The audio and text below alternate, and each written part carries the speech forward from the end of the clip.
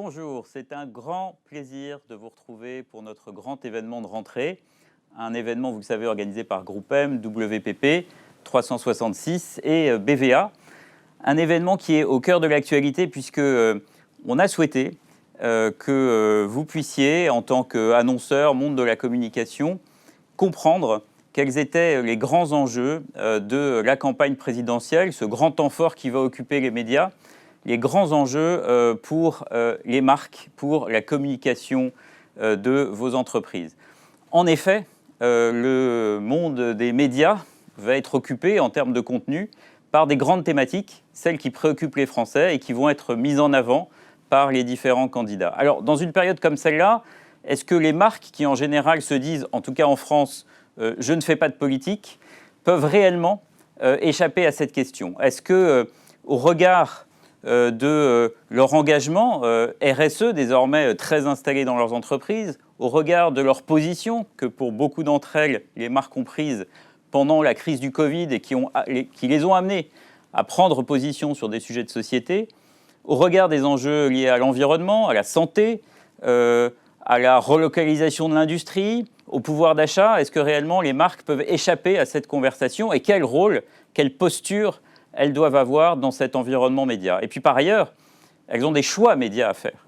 Le contexte dans lequel elles s'expriment, le contexte éditorial, l'article à côté duquel une publicité sera, est porteur de sens pour la marque. Et tout ça, ce sont des choix qui sont à faire pour les marques dans les 2 mois, 3 mois qui viennent, qui pour certaines d'entre elles, elles ont déjà fait, soit en France, soit à l'étranger. Et ce qu'on vous propose ce matin, c'est finalement un grand panorama de cette question, avec une série d'intervenants qui va balayer tout le champ des questions relatives à ces enjeux. Alors on démarrera par Stéphane Delaporte, directeur général de 366, qui nous parlera de la presse régionale et de sa capacité à être une vigie des tendances dans l'ensemble de la France. Ensuite, on abordera avec Dominique Lévy une vision des Françaises, des Français et de 10 ans d'évolution de la société pour comprendre ce qui est au cœur de leurs préoccupations, Dominique Lévy étant directrice générale adjointe de BVA. Ensuite, on parlera des enjeux même de la présidentielle, des grands thèmes. Alors, on a déjà une bonne idée puisque la campagne est engagée, mais vous le savez, dans les derniers mois de la campagne, les choses se précisent, les grands enjeux de cette présidentielle avec Édouard Le Cerf, directeur général adjoint de BVA. Et puis, on parlera des marques et de politique en France, une convergence plus ou moins forte avec Bruno Ricard, directeur général adjoint de 366. Et puis, on essaiera de s'inspirer avec des sujets qui nous viennent d'autres pays, et en particulier des États-Unis. Et Édouard reviendra prendre la parole sur la campagne américaine de 2020 aux États-Unis. L'importance du choix des médias, j'en parlais, le contexte éditorial, c'est un acte d'engagement finalement que de décider ou pas d'être dans un média. C'est un acte d'engagement aussi pour une marque d'être vigilant quant à l'environnement média, la qualité de l'information, fake news, pas fake news, vérification de l'information, qualité journalistique du média. On sait que ces questions se posent et donc ce sont des vrais choix d'annonceurs. Et Raphaël abordera un certain nombre de sujets, Raphaël étant un des acteurs clés de Groupe M en France. Et puis on terminera cette première série d'interventions avec Ogilvy Paris et Fanny Camus-Tournier qui nous parlera de création et d'actes créatifs au cœur de ces positionnements. Et puis pour terminer, nous avons l'honneur de recevoir le témoignage de Benoît Hamon qui nous fera le plaisir d'intervenir sur ces sujets avec son regard tout à fait particulier, convergent, je dirais. Et c'est Édouard Le Cerf qui lui servira de sparring partner, si je puis dire, dans cette keynote finale. Donc voilà, merci, vous êtes très nombreux à participer ce matin. On est très heureux de votre présence et on démarre tout de suite avec Stéphane Delaporte.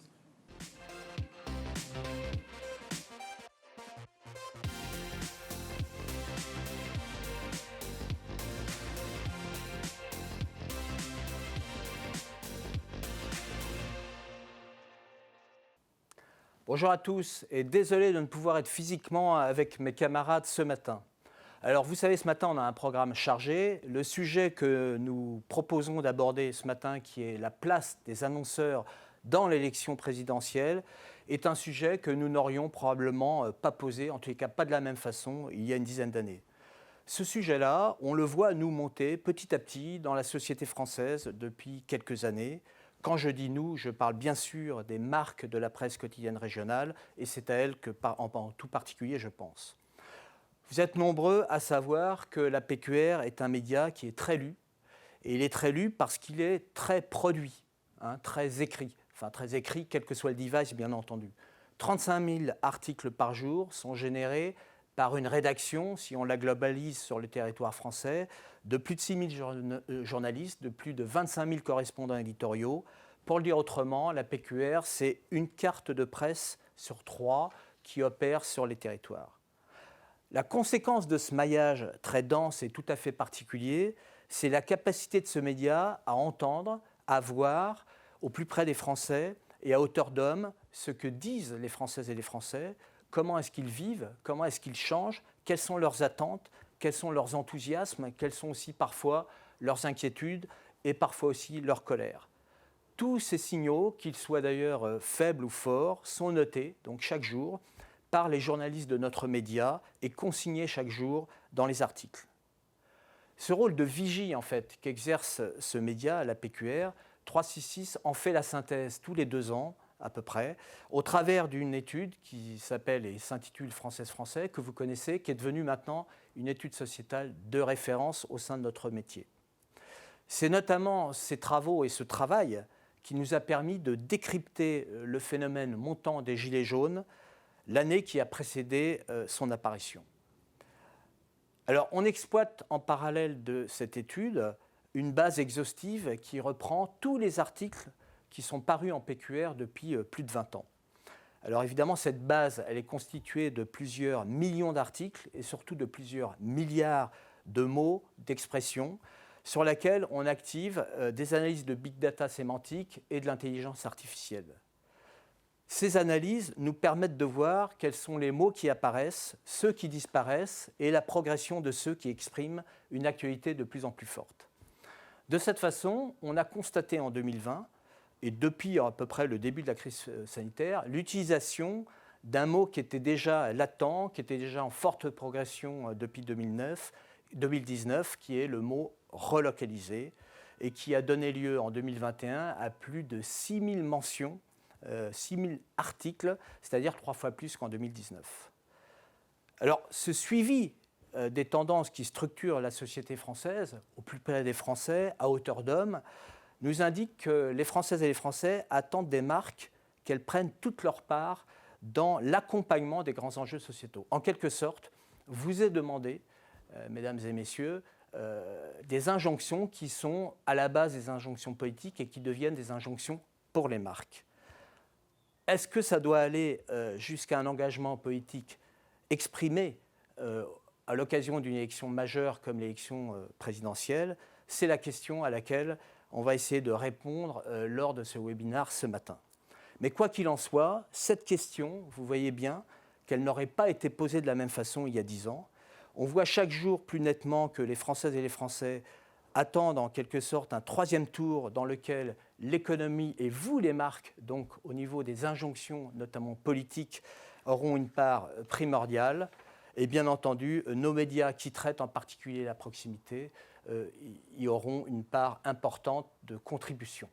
Je vous souhaite une excellente matinée à toutes et à tous et vous dis à très bientôt. Merci Stéphane pour cette introduction qui rappelle la légitimité de la PQR à détecter les tendances émergentes dans les territoires. Et pour rebondir sur ces paroles, je vais demander dans un instant à Dominique Lévy, directrice générale adjointe de BVA, de me rejoindre et de nous rappeler quelles sont ces tendances émergentes mises à jour au cours des 10 dernières années dans l'étude Française-Français, etc.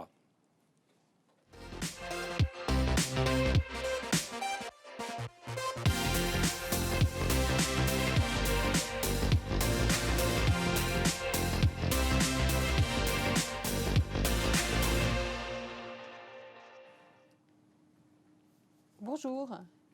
J'ai 10 minutes pour vous parler de 10 ans d'évolution de la société française telle que nous pouvons, entre autres, la retracer grâce aux éditions successives de Française Français, dont Stéphane Delaporte vient de vous dire un mot.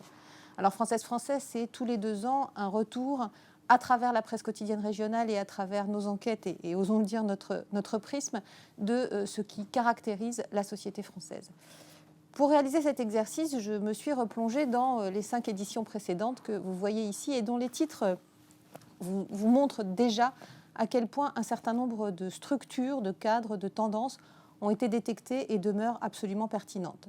Dès le départ, on s'est préoccupé de comprendre les territoires, les révolutions, le problème de la vérité émergé en 2018 et l'édition 2020 a été consacrée aux raisons d'être et aux questions qui peuvent être à la fois des questions d'identité d'entreprise et d'identité individuelle. Alors, quel prisme adopter pour résumer un corpus aussi riche ? J'ai choisi d'utiliser celui des accélérations, parce que c'est extrêmement frappant quand on se replonge 10 ans en arrière, à quel point on a le sentiment que ce qui s'est écoulé, c'est quasiment un siècle. Une accélération que je vais essayer de vous décrire autour de 2 axes, celui de la technologie et de la manière dont elle a bouleversé notre rapport à un grand nombre de choses, et également celui du climat. C'est assez commun de parler de transition numérique et de transition écologique, mais je pense qu'en partant de ces 2 points, on peut arriver à dire beaucoup de choses sur la société française. Technologie d'abord. 2 images qui peuvent faire sourire, un chiffre. En 2012, le taux d'équipement en smartphone des Français âgés de 12 ans et plus est de 10%. Aujourd'hui, il atteint 90%. Ce n'est pas un gadget, c'est une manière complètement différente d'interagir avec le monde, avec les marques, avec les politiques aussi, et c'est un bouleversement profond d'un grand nombre de choses. D'abord, la technologie, et au cours des 10 dernières années, ce qu'elle nous a apporté, j'ai envie de commencer par là, c'est cette présence absolument permanente des réseaux sociaux dans nos vies. Et avec les réseaux sociaux, un certain nombre de bouleversements, y compris des logiques de pouvoir. On va parler ici de métapouvoir, pas simplement pour faire allusion au nouveau nom de Facebook, mais aussi parce que finalement, ce que nous avons vu au cours de ces 10 dernières années et qui était inimaginable, c'est des structures privées, des entreprises, qui sont finalement devenues des lieux où la vérité est contestée, s'exprime, est établie. Le phénomène des fake news était au cœur de l'édition de 2018 de Française Français. Il est également extrêmement présent dans cette dernière édition et c'est un phénomène sur lequel on n'a pas fini évidemment de revenir. Qu'est-ce qui est vrai, qu'est-ce qui n'est pas vrai et comment à partir de cette question existentielle, on peut faire société, on peut réussir à construire un consensus, qu'il s'agisse d'un consensus autour d'une marque ou autour d'un fait politique. Et puis plus récemment, on a vu également ces métapouvoirs intervenir dans le domaine de la justice. Alors on peut penser ce qu'on veut de Donald Trump et du fait de suspendre son compte. Le fait est que c'est une entreprise privée qui a décidé, en fonction d'une loi qu'elle avait établie elle-même, qu'il était maintenant devenu légitime de faire taire, en tout cas sur ce créneau, sur ce canal, le président des États-Unis. Donc vous le voyez, des choses inimaginables il y a 10 ans et qui vont très profondément modifier le rapport du monde, mais notamment des Français, à cette notion de vérité et même à cette notion de droit. Et ce qui est vrai dans le domaine politique est évidemment vrai également dans leur façon de regarder les marques. Les réseaux sociaux et les technologies, c'est aussi la possibilité de créer des communautés et de re-questionner les identités. Alors je vais essayer de ne pas utiliser le mot wokisme plus qu'une fois dans ces 10 minutes, parce que c'est un challenge, mais on peut en tout cas faire le constat que ce qui a également profondément changé et explosé au cours de ces 10 dernières années, c'est à la fois la définition et l'expression des identités individuelles. Aujourd'hui, il est complètement admis que la différence, ce que d'autres rappelleront l'inclusion ou l'inclusivité, est devenue une forme de norme qui peut générer des réactions, mais qui, en tout cas, dans l'expression des marques, est aujourd'hui incontournable. Il n'est plus question de ne pas prendre compte des différences de forme des corps des femmes, par exemple, qu'il s'agisse de textiles ou qu'il s'agisse de cosmétiques, des différentes formes de sexualité. Et pas question non plus de ne pas se poser la question de la représentation du genre et de la famille, quels que soient, là encore, les produits ou les services que l'on propose. 2 petits pictogrammes qui résument assez bien le passage de ces 10 dernières années. En 2012, le problème, si je puis dire, c'était, vous reconnaissez le picto, la manif pour tous et le mariage pour tous. En 2022, le sujet, c'est le pronom IEL et l'existence d'un 3e genre. Entre ces 2 événements, 50% des Français sont aujourd'hui d'accord pour l'existence d'un 3e genre Donc vous voyez que ce n'est pas un épiphénomène, c'est quelque chose qui a profondément changé la société française et dont nous devons prendre acte. La technologie a également, et le Covid nous en a apporté encore une suraccélération, amené une vraie révolution du travail. On pose beaucoup la question du sens du travail, on peut se poser la question du sens au travail, qu'est-ce qu'on fait, à quoi ça sert, et on est passé en 10 ans quasiment d'une figure aspirationnelle qui était celle du start-upper à une figure encore plus aspirationnelle qui est celle de l'artisan. Je ne vais pas m'étendre sur ce concept de bullshit jobs qui n'existait pas il y a 10 ans mais qui aujourd'hui est quand même extrêmement présent et amène un grand nombre d'individus à remettre en question non seulement leur propre travail mais aussi la nature du travail qu'un certain nombre d'entre nous faisons. À quoi ça sert le marketing, à quoi ça sert la communication, à quoi ça sert les réunions. On a vu arriver à la faveur du Covid cette notion des essentiels et des non essentiels. Qui est essentiel ? Qui sont les premières lignes ? Et puis la figure aspirationnelle de nos jours, c'est celle de l'artisan. L'artisan, c'est celui dont l'utilité est perceptible à la fois dans ce qu'il produit, un objet, quelque chose de précis, et dans la façon dont il s'approprie son propre travail, puisqu'il est détenteur d'un savoir-faire, donc le sens est en quelque sorte entre ses mains. Monsieur Macron inaugurera cet après-midi dans le 19e arrondissement une maison des métiers d'art et des artisanats sous l'égide de Chanel. Il n'y a pas que les métiers d'artisanat du luxe, on a en ce moment une explosion des demandes de formation à tout un tas de métiers d'artisanat et la revendication de l'artisanat, y compris dans l'industrie, est une tendance lourde. Les mobilités ont également été modifiées avec ce paradoxe qu'on n'a jamais autant parlé de mobilité et on n'est jamais autant resté chez nous. Ce hashtag que vous avez tous vu, Restons chez nous, a amené quelque chose que j'ai envie d'appeler l'home centricity. On a beaucoup parlé du out of home, notamment en matière évidemment de publicité au cours des dernières années, mais ce à quoi on assiste aujourd'hui, c'est plutôt à une centralisation d'un certain nombre d'influences et d'un certain nombre d'activités à la maison. À la maison où on va faire rentrer, par exemple, son quartier. L'épicerie, l'exemple que nous avons choisi ici, c'est faire venir chez soi, y compris les commerçants du quartier, donc dans une logique de grande proximité.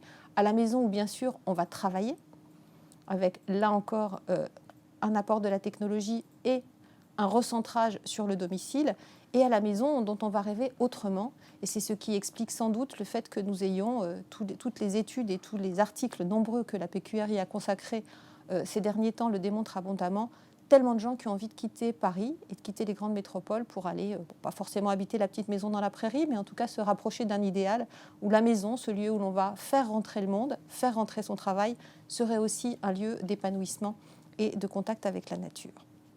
Deuxième bouleversement, celui des climats. Et si j'ai mis un S à climat, c'est parce que j'ai envie de vous parler ici à la fois évidemment du changement climatique, mais aussi du changement de climat social, en articulant les choses autour de cette dialectique désormais connue de fin du monde et de fin du mois, dont les Gilets jaunes avaient fait un slogan. La fin du monde, c'est un phénomène mondial, enfin, ou plus exactement le changement climatique et l'inquiétude sur la fin du monde. 10 ans de Française, c'est aussi 10 ans de COP. On est passé de la COP 18 à la COP 26. On a tous compris qu'il n'y avait pas de planète B. Et ce phénomène mondial, ce qui est nouveau, c'est qu'il a des effets extrêmement locaux. Les images que j'ai prises ici dans la PQR sont à la fois des images de catastrophes naturelles sur les territoires français, mais ce sont aussi des images de réaction de la jeunesse française à un mouvement de participation de la jeunesse française à un mouvement mondial qui est celui de la lutte, enfin de revendiquer un futur en s'emparant de la lutte contre les changements climatiques. La figure de Greta Thunberg, elle a des milliers de petites sœurs. Greta Thunberg a des milliers de petites sœurs dans les rues françaises. Cette inversion des générations, puisque c'est aujourd'hui les jeunes qui nous font la leçon, elle est présente également dans un grand nombre de sujets, à la fois à la faveur de la technologie, mais surtout à la faveur de ce rapport à l'avenir qui a été profondément bouleversé par la transition climatique. À ces problèmes locaux, évidemment, on apporte ou on essaye d'apporter des réponses locales. Stéphane faisait allusion au relocalisé, mais le made in local, qui serait encore mieux que le made in France, le fait d'arrêter d'exploiter la planète de façon très lointaine pour satisfaire à nos besoins, est aussi une réaction au changement climatique. Climats sociaux, en fait, pour finir, ces inquiétudes sur la fin du mois, et je vais essayer d'amener ici une très habile transition avec les propos de mon confrère Édouard qui va vous parler ensuite plus précisément de la présidentielle, mais on est dans un moment assez particulier où les colères s'expriment dans la rue de façon extrêmement éruptive, sont considérées par de plus en plus de Français comme des façons légitimes d'exprimer son mécontentement et où, en parallèle, vous le savez tous, on assiste à une érosion du vote, une abstention, une fatigue démocratique de plus en plus marquée. Donc 2012-2022, on est passé, vous le voyez, d'un monde qui nous paraît aujourd'hui bien lointain, presque calme, à un monde dont il va falloir que nous décryptions les enjeux pour la présidentielle. Bruno, je crois qu'on passe la parole à Édouard. Merci beaucoup Dominique pour cette rétrospective très actuelle. Et très rapide. La première édition de Française Français, dont le nom ressemble à l'ouverture des allocutions politiques, et ce n'est pas un hasard, avait été lancée il y a 10 ans, en 2012, au moment d'une première élection présidentielle qui opposait François Hollande à Nicolas Sarkozy. Et on sait bien que dans les tendances de fond qui traversent la société française, il y en a quelques-unes qui vont émerger, qui vont se cristalliser au moment d'une campagne publicitaire. Et je vais demander donc à Édouard Le Cerf, directeur général adjoint de BVA, de venir nous aider à décrypter quelles sont ces tendances qui vont émerger très fortement dans la campagne présidentielle qui s'annonce.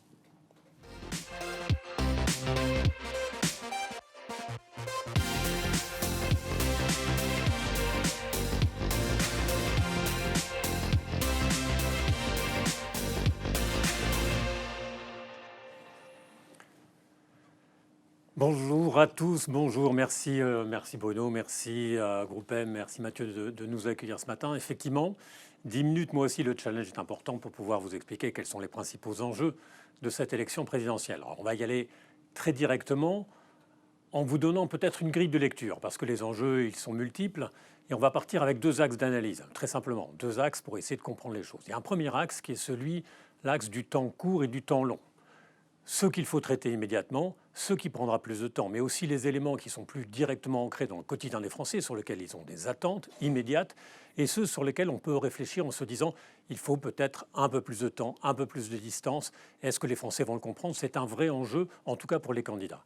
Et puis il y a un deuxième axe, naturellement, qu'on peut aussi prendre en compte, qui est celui que j'ai voulu qualifier en disant d'un côté, il y a l'administration des choses, le quotidien, comment est-ce qu'on fait fonctionner le système, fonctionner la démocratie, et puis d'un autre côté, le côté du gouvernement des femmes et des hommes, c'est-à-dire en gros comment est-ce que tout cela s'organise, pas uniquement au quotidien, pas uniquement avec des process, pas uniquement avec des systèmes, pas uniquement avec des lois, mais de manière plus générale, quel est le rapport à la démocratie, parce que c'est aussi un enjeu extrêmement important.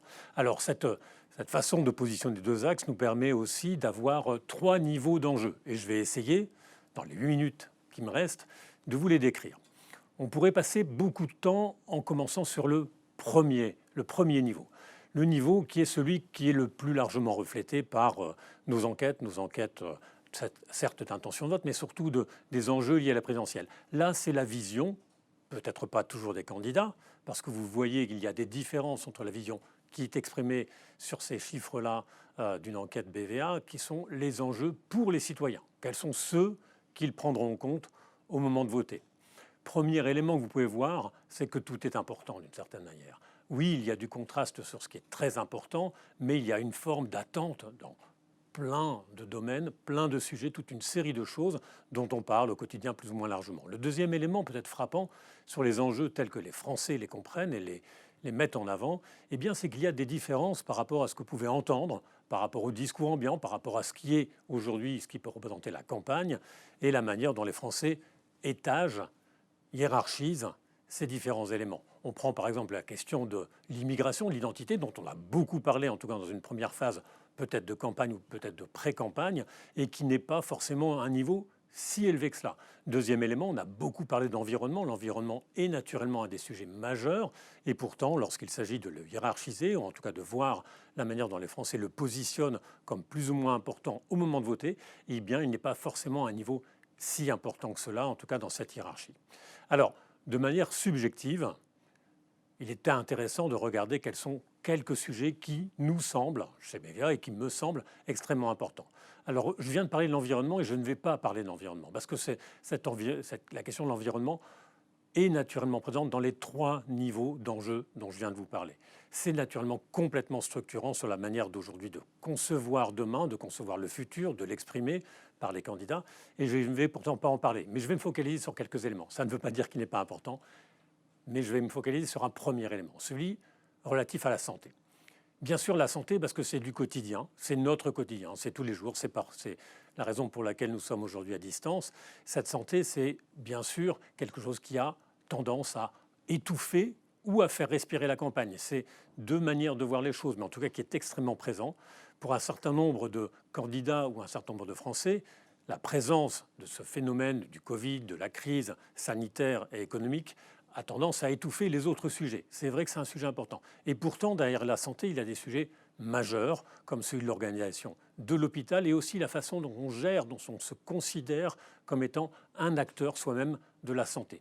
C'est la santé qui a poussé effectivement à demander aux citoyens à prendre une forme de responsabilité et d'engagement plus important peut-être que ce qu'il n'était le cas auparavant. C'est un premier sujet majeur. Il est sur la campagne. Est-ce qu'il va y rester? Oui, sans doute. Est-ce qu'il va être utilisé par certains pour accélérer ou ralentir un certain nombre d'éléments qui sont généralement présents dans une campagne? C'est une vraie question. Deuxième élément, la fatigue.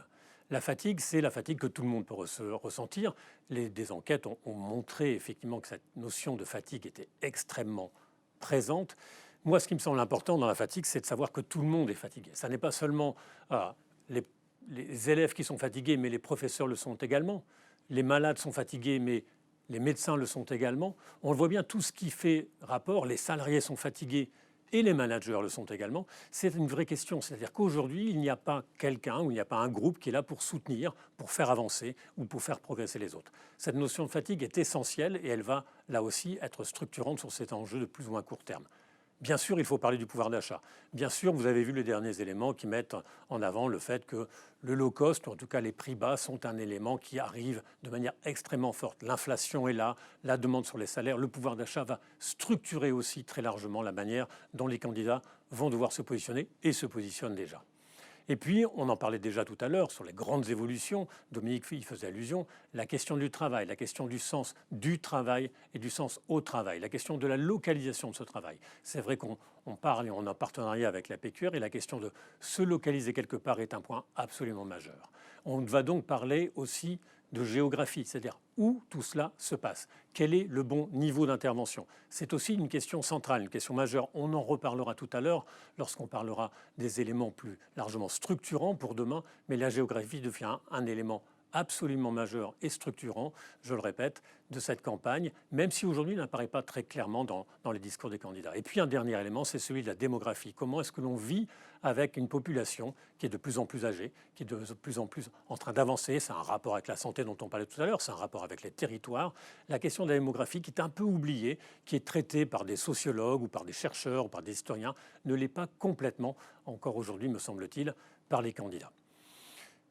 Il y a la question des identités. Elles sont multiples. Là aussi, Dominique y faisait allusion, mais je pense que c'est un des sujets majeurs. Les identités de genre, on en a parlé. Les identités territoriales, comment les territoires se recomposent, arrivent à produire de nouvelles identités auxquelles les individus se raccrochent. Les identités entre l'humain et l'animal, on voit bien le rapport entre ces deux éléments-là sont absolument majeurs, seront traités. On voit, il y a eu le parti animaliste, il y aura potentiellement une candidate. Et en tout cas, il a fait un demi-million de voix lors des dernières élections européennes, ça n'est pas rien. C'est très présent aujourd'hui, sans doute pas encore traité complètement par les candidats, et pourtant c'est un sujet très structurant pour les Français. Et puis il y a le rapport entre le virtuel et le réel, on n'en parle pas, on faisait allusion à Meta tout à l'heure, mais c'est vrai que c'est un vrai sujet, un sujet sur lequel il va falloir que les candidats se positionnent également, parce que c'est un sujet qui concerne les Français et sur lequel ils sont prêts à dire des choses. Le niveau 2 est un niveau que je résumerai en un seul mot, c'est celui des confiances. Ça n'est pas seulement la confiance faite aux politiques, la confiance qui peut amener avec une forme de distance, et pourquoi pas de défiance, et pourquoi pas de non-participation, on en reparlera, mais ce sont tous les autres niveaux de confiance. La confiance dans le futur, on sait qu'en France, dans une enquête européenne, on voit que les Français sont la population où la capacité à pouvoir se dire que demain sera meilleur pour les générations à venir est la plus faible. C'est un niveau de confiance. La confiance dans notre avenir et la façon dont il va se constituer d'un point de vue numérique est également un point important. Comment est-ce que je me projette? Comment j'ai confiance également dans l'autre? La capacité à vivre ensemble. Ça m'amène à la dernière dimension, la dimension du niveau 3, qui, au-delà de tous ces éléments de confiance sur lesquels il faut travailler, c'est la question de la démocratie. Bien sûr, on se projette plus loin, on se dit, voilà, peut-être qu'on utilise des grands mots pour ce qui n'est qu'un moment fort de la démocratie, l'élection présidentielle, et pourtant c'est un sujet absolument majeur. Et je le résumerai en un mot. Aujourd'hui, la question est celle peut-être de l'équilibre entre la verticalité et l'horizontalité. On va dire que le moment des Gilets jaunes, que tout le monde a en tête, a été un moment de d'horizontalité, avec la volonté effectivement de pouvoir trouver des équilibres différents entre les différentes parties que compose le peuple français pour nourrir cette démocratie. Mais il y a aussi, dans la période la plus récente, la notion de verticalité. Qui décide quoi? Qui dit quoi? Comment est-ce qu'on accepte effectivement cette verticalité? Et on le voit bien qu'il y a une forme de tension entre ces deux éléments-là. Faut-il être proche? Faut-il jouer quelque chose sur cette horizontalité où chacun joue son rôle et avec des nouvelles formes d'expression de la démocratie, ou cette verticalité avec ce que certains voient parfois comme des demandes d'autorité? Au total, ces différents éléments nous amènent à poser la question de quels seront tous ces enjeux, comment seront-ils présents dans la campagne? C'est vrai qu'aujourd'hui, la campagne a tendance à démarrer. On a eu de vraies interrogations, et on peut encore les avoir, sur le fait que, eh bien, au cours des premières semaines de la campagne, elle n'était pas vraiment là. Il n'y avait pas vraiment de campagne. Et la question qu'on peut se poser, c'est s'il n'y a pas vraiment de campagne, si tous ces enjeux ne sont pas traités, et c'est le moment, l'élection présidentielle, pour les traiter, pour les aborder, que ce soit les sujets de niveau 1, niveau 2 ou niveau 3, eh bien, il manquerait également des électeurs. C'est la vraie question qui va se poser aussi, celle de la participation. Merci beaucoup, Édouard. On voit bien que dans les thèmes qui vont animer les débats politiques présidentiels, certains pourraient être parfaitement appropriés par les marques. Je pense naturellement et spontanément à l'environnement ou au local, mais la question qui se pose, c'est est-ce que les annonceurs sont mûrs pour s'engager dans cette campagne, pour y prendre une part? Et pour répondre à cette question, je vous propose une très courte rétrospective sur le rapport entre les marques et la politique sur les 60 dernières années.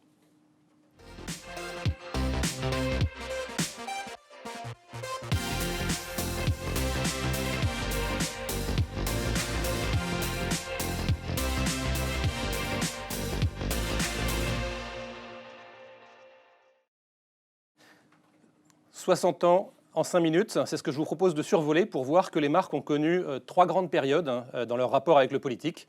Les années 70 et 80, les années 90 et 2000, et enfin les 20 dernières années, qui marquent un rapprochement très net entre les marques et, si ce n'est la politique, au moins les thèmes de société. Alors, les années 70 et 80, pour commencer, on peut observer une étanchéité assez importante entre les deux univers, ceux des marques et de la politique, pour une raison très, très simple, c'est que le politique est représenté et réservé à l'État, avec quelques grandes campagnes, quelquefois des campagnes qui ont beaucoup marqué, comme en France on n'a pas de pétrole mais on a des idées, mais une absence assez criante de marques, à une exception près, qui se produit dans les années 80 et qui est l'irruption d'une marque qui s'appelle Leclerc et qui va réellement innover en proposant des combats politiques et en interpellant notamment les politiques, notamment les personnes responsables de la communication, Mme Neyerts par exemple. Là, on a perdu quelques slides, mais Leclerc va être le premier à déclencher des combats politiques au nom de la consommation pour la commercialisation des laits maternisés dans les hypermarchés et les supermarchés, alors que c'est un monopole des pharmacies, pour la distribution de l'aspartame, et puis également pour la distribution de l'essence, pour le prix unique du livre. Et Leclerc va comme ça s'insérer dans le champ politique jusqu'à reprendre les codes de la politique avec cette annonce, par exemple, qui reprend les codes de mai 68, donc qui s'insère complètement dans la rhétorique du combat et du débat. Mais pour autant, dans ces 20 premières années qu'on décrypte ici, la marque Leclerc va rester très seule sur ce champ-là. Et ce qui va succéder à ces 20 années, c'est 20 années où la politique va être plutôt un repoussoir, c'est-à-dire que de façon impertinente, la politique va faire son apparition dans les campagnes publicitaires, mais plutôt sur le mode du sarcasme, plutôt sur le mode de l'ironie. C'est le cas par exemple de Citroën qui, en 1995, au moment où il y a une transition politique entre François Mitterrand et Jacques Chirac, rappelle qu'au moment des grands départs, il est toujours bon de pouvoir compter sur sa voiture. C'est vrai de campagnes qui vont jouer avec l'image du maire durant les municipales, comme Ikea le fait ici, tout le monde a le droit de savoir combien j'ai dépensé pour obtenir mon siège, ou même pour les Rochers-Suchard, il faut bien s'essuyer les mains quelque part en campagne municipale. Et on aura un très grand nombre de campagnes comme ça qui vont se servir du politique, mais plutôt pour le mettre à distance. Et ce n'est pas un hasard si le symbole de ces années 90-2000, c'est les guignols de l'info et cette façon de mettre beaucoup d'ironie dans la personnalité politique et de désacraliser complètement le politique. Et puis va succéder à ces 20 années, les 20 dernières années, les années 2010 et 2020, où la politique devient presque un passage obligé. Et où finalement les illustrations et les thématiques qui vont être prises par les annonceurs sont de plus en plus des thématiques qui sont des thématiques de société. Alors c'est vrai de cette campagne Maïf qui parle de solidarité. C'est vrai évidemment de l'environnement, et beaucoup de campagnes ont traité de l'environnement, beaucoup d'annonceurs se sont positionnés sur ces notions d'environnement, et notamment les annonceurs pour lesquels peut-être les populations avaient un reproche à faire ou un doute à émettre quant à leur compatibilité avec une société qui évolue positivement pour une meilleure prise en compte du climat. Mais c'est également le cas d'un certain nombre de marques qui s'engagent pour des causes alors qu'elles ne sont pas spécialement mises en cause sur ces thématiques. C'est le cas de Hitachi, c'est le cas de Lacoste sur la biodiversité. Et donc c'est un engagement qui finalement vient un peu comme une déclaration politique, une déclaration philosophique où on va s'engager pour une cause. Alors les causes, elles sont très nombreuses. On l'a vu beaucoup sur la dernière séquence pandémique. C'est par exemple la solidarité avec le commerce local, avec l'industrie locale, avec l'économie locale. Ici, une campagne d'Intermarché, de solidarité avec les horticulteurs français. Mais c'est aussi le cas sur cette notion de préservation de l'économie locale d'annonceurs qui ne sont pas forcément des annonceurs français, comme McDonald's, et même comme les GAFA, Amazon ou Google, se positionnent également sur la sauvegarde et la solidarité avec le petit commerce, le commerce de proximité, les PME et les TPE en France. Et puis, il ne faut pas se tromper dans l'interprétation. C'est vrai qu'aujourd'hui, la consommation, Édouard le rappelait, le pouvoir d'achat est une notion qui va être importante dans la campagne présidentielle. La consommation est en soi un sujet qui est un sujet éminemment politique. Leclerc le rappelle dans cette campagne, qui est une campagne très récente sur le prix du carburant. Et il ne faut pas oublier que le prix du carburant, le rapport à l'automobile, à la mobilité, à la capacité à se déplacer sur les territoires, est un sujet qui est éminemment politique puisqu'il était à la base, à l'origine de ce mouvement des Gilets jaunes. Donc les choses s'interpénètrent de plus en plus. On a une prise de position des marques petit à petit, et sur les 20 dernières années qui se rapproche beaucoup de prise de position politique. Alors, est-ce que pour autant les marques vont pouvoir s'engager jusqu'à avoir une parole spécifique dans la campagne présidentielle? Là, on est vraiment sur le bout de la démarche, et probablement une conclusion logique. Quelles seront les premières marques qui vont oser prendre le risque, mais aussi peut-être l'opportunité de fédérer des populations et des consommateurs derrière des prises de position politiques? C'est ce que je vous propose de voir dans quelques secondes avec Édouard, qui va nous prendre quelques exemples sur une élection présidentielle qui est très récente, qui est l'élection qui a opposé Joe Biden à Donald Trump aux États-Unis, et où, pour la première fois, des marques se sont engagées très fortement dans la campagne présidentielle.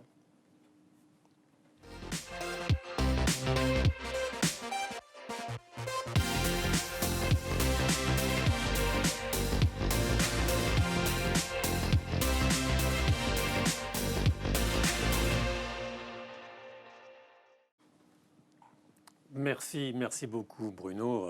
Tous les éléments dont tu viens de parler, on va essayer de voir de quelle manière ils ont infusé dans la campagne électorale aux États-Unis, et peut-être même avant, parce que c'est vrai qu'on ne va pas parler uniquement de la dernière campagne électorale, mais aussi de toute la période Trump, qui est une période qui a été naturellement marquée par la présence de plus en plus importante et de plus en plus marquante des marques. Comment ça s'est passé? Alors ça s'est passé sans doute en plusieurs étapes, à plusieurs moments qu'il faut peut-être essayer de décrire. Le premier moment, ou en tout cas le premier type de communication qu'il y a pu avoir de la part des marques, c'est comme par exemple ici la marque de bière TKT, qui n'est pas distribuée en France, qui est celle du rebond. Le rebond, c'est quoi? C'est utiliser quelque chose qui aura été mis en avant par les politiques, et souvent effectivement plutôt par Donald Trump et son camp, utiliser cela, comme tu as pu le montrer pour la France, mais de manière beaucoup plus directe, puisque la signature que vous ne voyez pas là de cette campagne, très simplement, c'est « Make love, not walls ». Faites l'amour, pas les murs. Donc effectivement, c'était très clairement orienté vers « on reprend quelque chose qu'a mis en avant Donald Trump », qu'il met en avant comme étant un élément de sa campagne, comme étant un élément de sa politique ségrégation, en tout cas de mise à distance du Mexique sur cet élément-là. Et là, on n'a pas, c'est un film effectivement, mais cette campagne-là a été une campagne sur laquelle on est sur le rebond. On utilise, comme ça a été un peu le cas, mais de manière beaucoup plus directe, en ne parlant pas de Donald Trump, mais tout le monde voit de ce dont on parle, on utilise une prise de position. Alors il y avait même une antériorité à ça, et un des éléments les majeurs, les plus marquants, une des campagnes emblématiques dont on parle, c'est celle de Nike avec Colin Kaepernick, qui a mis le genou à terre, c'était déjà Black Lives Matter, et effectivement mis le genou à terre lors d'une épreuve de football américain, pardon, et effectivement Nike qui met cet élément en avant, qui le revendique, et qui dit effectivement on peut faire des sacrifices, ça peut être quelque chose d'important, mais il y a des convictions qui sont importantes qu'on ne peut pas lâcher. Là aussi, compte tenu de la tension qui a eu lieu pendant le mandat de Donald Trump sur ces questions relatives à Black Lives Matter et la façon dont les Noirs étaient effectivement la population noire stigmatisée parfois, tout ce qu'il y a autour de cette idée-là, Nike prend position. La question a pu être de savoir est-ce que Nike en a profité ou en a pas profité. Alors économiquement, je ne vous donnerai pas de chiffres, mais effectivement, ça a été quelque chose sur lequel, s'il y avait une intention économique, je ne suis pas sûr qu'elle était derrière, mais en tout cas, elle a été plutôt positive. Une autre manière, c'est toujours dans le rebond. Alors là, vous ne voyez peut-être pas bien, mais c'est cette formidable campagne de Dove, où Dove, avec la signature sur les alternatives fax, les fameuses alternatives fax de Donald Trump, les vérités alternatives, eh bien Dove fait une campagne en parlant de son déodorant de manière assez étonnante, en disant que Cléopâtre a été la première à utiliser naturellement ce déodorant, que si vous mettez un déodorant Dove, l'ascenseur arrivera plus vite quand vous appuierez sur le bouton, que Dove rime avec orange, ce qui n'est naturellement pas complètement le cas, en tout cas pas dans la poésie la plus classique. Mais vous voyez, là aussi, c'est une manière pour une marque de se positionner, sans faire allusion au candidat, sans faire allusion naturellement au président des États-Unis, sans faire allusion à sa propre prise de parole, mais en tout cas en s'appuyant sur quelque chose. Et tout le monde voit bien de quoi l'on parle. Et ça permet effectivement à la marque de se positionner en étant caustique, mais en tout cas en étant très direct quand même sur le sujet traité. Ça a été tellement présent que Ad Age, donc revue sur la communication et la publicité aux États-Unis, très rapidement, après 100 jours, dit bah voilà, on va vous présenter les 11, et il y en avait beaucoup plus, meilleures publicités inspirées par Trump. Donc c'était vraiment, effectivement, cette capacité de rebond a été très présente. Il y avait des listes complètes, je vais vous épargner tous les éléments, vous pouvez le retrouver, mais c'était vraiment quelque chose sur ce rebond a été largement utilisé par les uns et les autres. Il y a un moment de rupture. La rupture a pu se consommer de manière progressive, mais il y a un moment de rupture important, c'est naturellement l'invasion du Capitole. Avec l'invasion du Capitole, effectivement, le New York Times qui titre « Eh bien voilà, tous les business, toutes les entreprises qui, elles, ont finalement décidé de retirer leur soutien ». Vous savez qu'aux États-Unis, le système permet aux marques et aux entreprises de soutenir les partis politiques. Elles le font de manière générale, de manière assez importante. Là, il y avait une prise de parole, une capacité à pouvoir identifier les entreprises qui, sur la base de ce qui s'était passé, du danger pour la démocratie qui avait été identifié, eh bien, ont décidé clairement d'exprimer le fait qu'elles retiraient un certain nombre de leurs soutiens. Alors ça pouvait être provisoire, ça pouvait pas forcément être durable, mais c'était une autre manière, là, vraiment de réagir en disant « Attendez, on n'est plus en train de rigoler ou de s'appuyer, on est en train de faire quelque chose de sérieux ». Et puis, bien sûr, pendant la campagne, la dernière campagne, eh bien, il y a un certain nombre de campagnes, un certain nombre d'entreprises, qui sont l'emblème absolu de la prise de position plus radicale.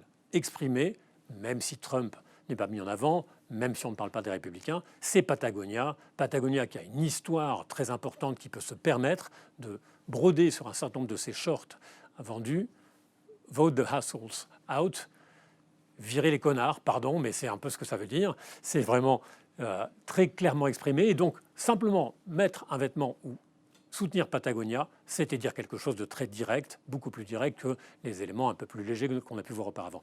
Donc vous voyez bien à la fois une progression dans la dureté, dans l'identification de celui que l'on veut combattre. Pour les marques américaines, il y a eu cet élément-là. Et puis un autre élément, c'est là on entre dans la campagne. Et puis vous avez par exemple dans le milieu de la cosmétique, Biden Beauty, qui est une marque de cosmétiques qui, elle, dit clairement, bah voilà, si vous vous maquillez avec Biden Beauty, vous soutenez clairement un candidat.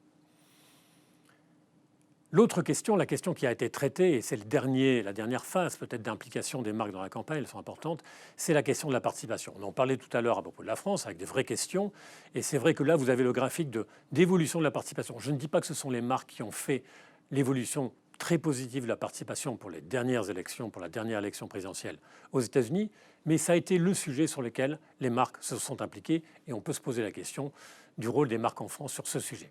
C'est Airbnb qui d'abord joue sur la question du fait d'être enregistré sur les listes électorales. Parce que vous savez qu'aux États-Unis, il y a un problème, plus encore qu'en France, du fait d'être sur les listes électorales. Et donc Airbnb qui dit « Bonjour, avant même de louer quelque chose, eh bien, est-ce que vous êtes sur les listes électorales ?» Un petit reminder, une manière, un petit nudge, on dirait, pour les aider à y aller. Et puis ce sont d'autres qui ont été, comme Foot Action ici, effectivement, qui dit « Allez, c'est le moment ». Eh bien, vous pouvez vous enregistrer et faire partie des listes électorales où vous n'êtes peut-être pas encore.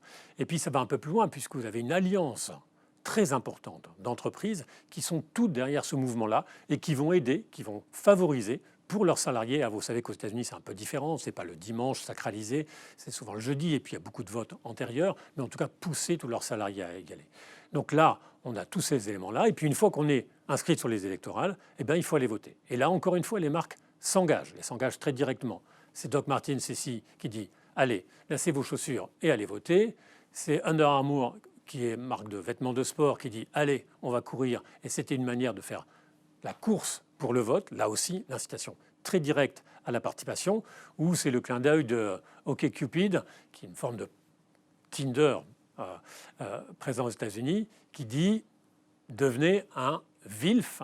Le V étant pour voter, à la place du MILF que vous connaissez, je n'ai pas la peine de vous expliquer l'acronyme. Et donc, ce clin d'œil très intéressant avec des statistiques en disant « Regardez, il y a plus de bons amants ou de bonnes du côté féminin dans certains États parce qu'ils participent plus. » Alors, en France, Bruno posait la question « Qu'est-ce qu'on en fait ?»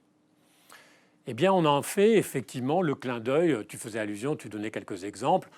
La France frotte par Spontex, je prends des exemples qui datent des précédentes campagnes, ou Sixt qui dit effectivement, là aussi, est-ce que vous avez besoin d'un utilitaire pour déménager, ou Michel et Augustin qui dit effectivement la vache qui vote en présentant les couples des candidats potentiels à l'élection présidentielle, on est toujours dans cette dérision, dans cette distance. Et c'est la manière dont ça s'est passé. Vous avez des marques qui aussi s'engagent très concrètement sur des sujets dont on vient de parler comme étant structurants. Je parlais ici de Aigle, on aurait pu parler du groupe Rocher, mais toutes les marques qui s'engagent sur les sujets et disent voilà, c'est à notre tour de prendre en compte un certain nombre d'éléments forts. Et puis on parlait de Leclerc, le pouvoir d'achat, c'est ça. C'est un symbole qu'il faut défendre. On parle beaucoup de symboles qu'il faut défendre dans une campagne présidentielle. On ne parle pas de l'élection présidentielle, mais on parle d'un sujet central. Et puis naturellement, tout dernièrement, il y a effectivement, avec cette prise de parole un peu radical, mais vous avez vu peut-être effectivement la campagne de Free avec tous les atours d'un discours de président de la République, Xavier Niel, mettre en avant son position et interpellant malgré tout, sans les citer directement, un certain nombre de candidats ou un certain nombre d'anciens présidents. On peut aussi citer, pour terminer, les initiatives, parce que je parlais de la participation, qui ne sont pas dues à des marques, mais qui sont en train de fabriquer des marques. Par exemple, Élise, vous savez, cette application qui a été lancée par des jeunes d'écoles de commerce, qui connaît un succès très important sur une manière d'amener à prendre l'importance du vote. Pourquoi ce n'est pas une entreprise ou une alliance d'entreprises qui a fait ça, c'est une vraie question. Ou c'est ce qui existe en Allemagne, le fait de pouvoir... Je crois qu'on m'annonce que je suis en train de devoir terminer ma présentation. Merci. En Allemagne, My Country Talks, c'était une manière de faire parler les gens les uns les autres pour essayer de ne pas être dans la plus grande difficulté qui existe aujourd'hui, c'est le fait de faire une polarisation où les gens ne se parlent plus. Et moi, la question que je pose, c'est est-ce qu'il y a en France un espace pour les marques à pouvoir, par exemple, s'emparer de cette question de la participation, de l'inscription sur les électorales et de la participation. C'est quelque chose sur lequel on a testé, nous. On a interrogé. C'est une idée que l'on avait chez BVA, interroger les entreprises. Et ça a été compliqué, parce que c'est vrai que sans doute qu'aujourd'hui, le terreau français n'est pas complètement prêt, parce que les premières questions, qui étaient des questions intelligentes, qui nous étaient posées, c'est oui, c'est intéressant, oui, c'est un positionnement, mais est-ce que s'il y a plus grande participation, ça favorise tel ou tel candidat ? Donc à chaque fois, on était déjà dans un deuxième niveau d'analyse et on a essayé d'expliquer que bon, ça n'était pas le but de savoir qu'est-ce que ça allait favoriser comme tel ou tel candidat, même si ça a un impact. C'était une vraie question. C'est une question qui reste posée et la question de l'engagement des marques, ne serait-ce que sur ce premier niveau, sans passer par tous les autres, pour lesquels on a eu déjà quelques exemples, et une question sur laquelle les marques françaises, moi je pose la question, sont-elles prêtes effectivement à faire quelque chose pour que la participation, dont on dit qu'elle pourrait être faible, pourrait être aussi encouragée d'une manière ou d'une autre par les marques en France. Merci beaucoup, Edouard. En tout cas, on a hâte de voir ces campagnes américaines en France parce qu'elles sont particulièrement stimulantes. Je pense que pour prendre ce risque d'intervenir dans une campagne présidentielle, les marques françaises vont avoir à gérer deux enjeux qui sont des enjeux majeurs, qui sont d'une part l'enjeu des médias, d'où est-ce que je parle et à quel endroit je parle, et l'enjeu de la création, qui est évidemment central. Qu'est-ce que je dis et sur quelle tonalité est-ce que je m'exprime? Et pour répondre à ces deux enjeux, on va faire appel aux experts de WPP.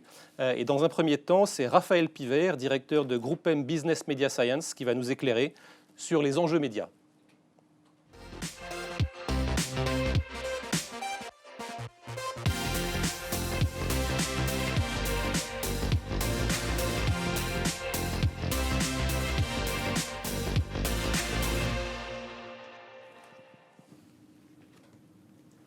Bonjour à tous, je vais vous parler de stratégie média. Alors la relation stratégie média et élection présidentielle, elle n'est pas forcément évidente, elle est légitime, mais elle n'est pas évidente, surtout si on regarde ce qui s'est passé sur les précédentes élections présidentielles. Ce n'est pas un contexte qui est extrêmement stimulant pour le marché publicitaire. Si on regarde 2002, 2007, 2012 et 2017, on est sur des volumes de pression publicitaire qui ne sont pas extrêmement dynamiques sur la période janvier-mai de chaque année. Ce sont des périodes relativement atones en termes de progression des volumes publicitaires. Donc on n'est pas dans le cadre des élections présidentielles américaines, durant lesquelles effectivement les budgets des candidats font plusieurs centaines de millions d'euros, donc injectés directement sur le marché publicitaire. En France, c'est pas la même chose et le marché publicitaire est assez peu stimulé dans un contexte d'élection présidentielle. Mais 2022, ce n'est plus 2017, le monde a changé, il s'est même accéléré, on l'a vu sur les présentations précédentes sur pas mal de sujets. Le premier qui est intéressant, c'est une faible confiance, et je dirais presque de plus en plus faible dans les partis politiques, dans les institutions gouvernementales, financières, une faible confiance dans le fait d'être capable de changer les choses au quotidien pour les Français. Par contre, à l'opposé, on constate un fort niveau de confiance et un niveau de confiance de plus en plus marqué envers les entreprises, envers les marques. Et ce niveau de confiance, il traduit aussi une certaine proximité, c'est-à-dire que pour les Français, la première entreprise pour laquelle on a confiance, c'est son employeur. Ensuite, on retrouve les TPE, les PME, les marques régionales, les marques nationales, ensuite les marques internationales. Mais quelle que soit l'entreprise, le niveau de confiance accordé aux marques et aux entreprises est supérieur à ce que les Français accordent aux réseaux sociaux, aux partis politiques, au gouvernement. Donc ça, c'est intéressant. Le troisième point, c'est que dans les déclarations des consommateurs, le niveau de confiance envers une entreprise remonte dans les critères de décision. Et la confiance dans une marque, dans le fait de choisir un bien ou un service, ça devient un des premiers critères de décision dans un achat, à égalité avec le prix, le rapport qualité-prix et l'aspect décisif de cette confiance perçue, elle est de plus en plus marquée. Ensuite, on a constaté, alors ça ne date pas de 2020, il y a eu une accélération de prise de conscience, d'action des marques et des entreprises sur les problématiques RSE, mais on a vu quand même que pendant la crise, à un moment où, en 2020 notamment, quand le marché publicitaire s'est un peu ralenti, il y a eu des actions qui ont été concrètement menées. Il y a environ 2/3 des entreprises qui déclarent avoir mené des actions concrètes en matière d'engagement. Et donc c'est aussi quelque chose d'un peu nouveau dans ce contexte des présidentielles 2022 qui arrive de façon généralisée pour l'ensemble des entreprises. On en a parlé tout à l'heure, Edouard en a parlé. Beaucoup de thématiques sociétales vont être débattues, discutées, relayées sur le début de l'année 2022. Donc il y a forcément un contexte aussi dans lequel les marques peuvent réfléchir sur la façon de s'intégrer. Et puis, d'un point de vue plus général, les marques qui étaient essentiellement attendues sur des logiques économiques, des logiques culturelles, aujourd'hui sont attendues aussi sur des aspects plus sociétaux. Et donc, elles ont une légitimité sur ces aspects sociétaux et un peu de pertinence aussi à avoir sur ces thématiques qui vont être débattues en 2022. Évidemment, je parle beaucoup de confiance sur cette partie et on peut se poser la question de comment est-ce que des choix de médias peuvent générer de la confiance pour de la communication publicitaire. De la même façon, lorsqu'on interroge des consommateurs, des citoyens français, le niveau de confiance envers les médias, il est relatif. Il est plutôt très fort pour les médias collectifs, relativement institutionnels, nationaux, donc pour la presse, la radio, la télé, donc qui sont les grands médias de contenu. Il est un peu moins fort pour les réseaux sociaux, donc il y a une certaine défiance aussi dans ce qui est dit sur les réseaux sociaux. Et ça, c'est des choses assez structurantes, c'est-à-dire que les Français vont plus facilement croire un message lorsqu'il est proposé dans la presse, la radio, la TV ou sur les réseaux sociaux. Et ce qui est intéressant de constater, c'est que ce niveau de confiance, est ce qu'on appelle un certain transfert de valeur, il va se répercuter directement sur la marque qui va communiquer sur ces différents supports. Et donc, il y a un transfert de confiance qui se fait naturellement entre la marque, entre le support et la marque dans lequel elle est insérée. Et puis, il y a un autre contexte aussi sur cette élection présidentielle, et notamment spécifiquement sur l'aspect du ciblage publicitaire, puisque voilà, ça fait quelques mois maintenant que le marché publicitaire, le marché du digital opère un certain changement de paradigme, et voilà, le ciblage individuel lié à la disparition programmée des cookies tiers en 2023, le fait que les applications peuvent moins traquer aussi leurs utilisateurs sur les systèmes d'exploitation, ça remet à plat les stratégies de ciblage qui étaient très portées sur la précision, qui vont continuer à l'être. Je dirais même que c'est un mal pour un bien parce que ces stratégies de ciblage vont être renforcées. Mais il y a des choses à faire aussi sur la prise en compte du contexte. Alors, le ciblage contextuel, c'est pas nouveau, hein, c'est même un des fondements du media planning, mais il a été un peu peut-être mis de côté par rapport au ciblage individuel sur les dernières années. Il va reprendre de la valeur, ce ciblage contextuel. Et en plus, il est aussi concomitant à quelque chose qui se passe depuis plusieurs années, c'est la progression des audiences digitales des marques médias dites traditionnelles, donc des marques médias qui sont issues de la télé, de la presse, de la radio. Voilà, les audiences digitales sont en forte progression. Uniquement si je prends l'ensemble des sites et applis, je prends leur audience cumulée pour l'ensemble des marques médias françaises, sur une journée moyenne, ça représente plus que l'audience quotidienne de Facebook. Donc il y a un vrai potentiel, une vraie digitalisation de ces marques médias qui s'est opérée. Et puis on a aussi développé, le marché a développé, les sociétés de la tech ont développé des capacités de ciblage beaucoup plus fines que ce qu'on pouvait faire avant sur le ciblage contextuel, avec des technologies basées sur du machine learning, de l'intelligence artificielle, qui vont aller permettre justement d'aller rentrer dans le contenu d'un site, d'une application, aller détecter avec des analyses sémantiques comment est-ce qu'est traité un sujet. Et donc pourquoi pas une opportunité pour les marques d'aller s'insérer dans les sujets d'actualité, dans les thématiques qui vont porter ces élections présidentielles. Et donc voilà, c'est des possibilités qui sont développées depuis les derniers mois, qui sont des opportunités d'intégration intéressantes et pertinentes pour les marques. Alors, au-delà de ce ciblage contextuel, toute cette insertion dans l'édito, dans l'éditorialisation des thématiques des présidentielles, c'est aussi un gage de performance, puisque tout ce ciblage contextuel participe aussi à la construction de couverture. La couverture, c'est le premier driver de l'efficacité business pour les marques. Et donc, cette couverture, dans le ciblage contextuel, dans les marques éditoriales, il n'est pas limité par la disponibilité de volume, de cookies ou d'identifiants. Donc ça permet vraiment un complément de couverture dans des logiques de construction de marque. Ça permet aussi d'aller assurer ce qu'on appelle la sécurité des marques, la brand safety en anglais, d'aller s'assurer qu'on est dans des contextes qui ne portent pas à polémique, des contextes sur lesquels on ne veut pas aller, mais plutôt favoriser d'autres contextes. Donc ça, c'est des choses importantes aussi. Donc on n'est plus sur le fait d'exclure ou pas des mots-clés, on est vraiment allé dans le sens même du contenu de l'article. Le fait d'être présent sur ces marques éditoriales, c'est aussi un gage d'engagement, parce qu'on le constate, le niveau d'attachement, de réception, il est beaucoup plus fort dans un contexte éditorial, surtout quand il est pertinent pour le message que veut faire passer une marque.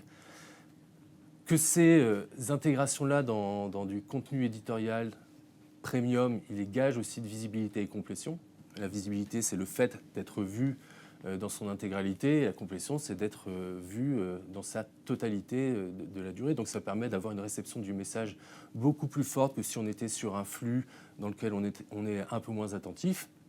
Et donc tous ces 4 indicateurs vont générer aussi une meilleure mémorisation, qui est un gage de l'efficacité publicitaire au final. Tout ça pour dire que les présidentielles 2022 vont peut-être être un accélérateur de la prise de conscience, que le contexte redevient un élément important dans la performance publicitaire. Et puis, si on réfléchit, ce marché des médias, ce marché publicitaire, c'est un marché qui est relativement solidaire, parce que les marques et les médias poursuivent un objectif commun, alors un objectif qui leur est propre, qui est leur croissance propre, mais poursuivent aussi une création de valeur qui est une ressource rare du marché publicitaire, qui est celle de l'attention.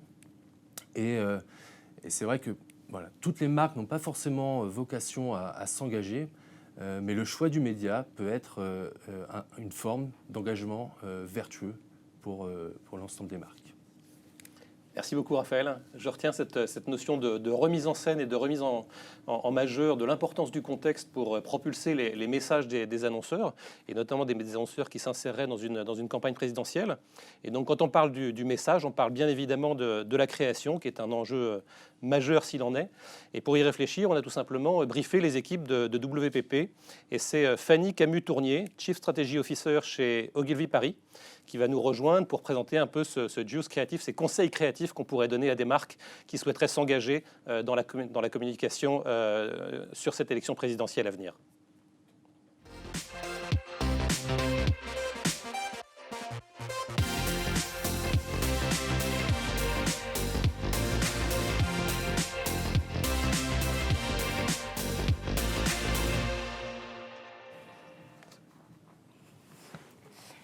Bonjour.